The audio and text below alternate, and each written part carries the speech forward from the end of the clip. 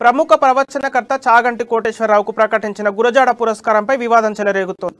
ఆయనకు గురజాడ పురస్కారం ఇవ్వనుండటంపై కవులు, కళాకారులు, హేతువాదులు మండిపడుతున్నారు.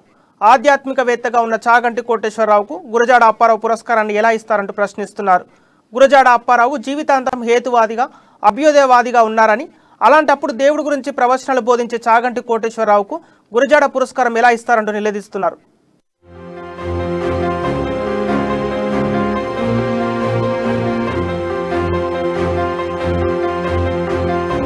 చాగంటి కోటేశ్వరరావు సరిగ్గా విరుద్ధమైన భావాలు.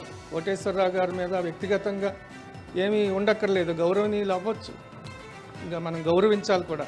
కానీ ఆయనకు గౌరవించే పద్ధతి ఇది కాదు, ఆయనకు అవమానించే పద్ధతి. ఆయన ఏ రంగంలో అయితే నిష్ణాతుడో ఆ రంగం తాలూకా పురస్కారం ఆయనకి ఇచ్చినప్పుడు ఆయన గౌరవం ఇనుముడింపు చేస్తుంది. ఆయనకు విరుద్ధమైన భావాలు గల పెద్ద ఆయన పేరుతో ఆయనకి ఈ అవార్డు ఇవ్వడంతో ఆయనకి శోభించదు, గురజాడని అవమానించినట్టుగా ఉంటుంది. కాబట్టి ఈ రెండు విషయాల్ని దృష్టిలో పెట్టుకునే గురజాడే భాష విషయంలో ఆయన అసమ్మతి పత్రాన్ని సమర్పించాడు. ఆయన పందాలోనే మనం కూడా ఈ అసమ్మతిని ఈ అవార్డుకి అసమ్మతిని తెలియజేస్తాం. చాగంటి కోటేశ్వరరావు సరిగ్గా విరుద్ధమైన భావాలు. కోటేశ్వరరావు గారి మీద వ్యక్తిగతంగా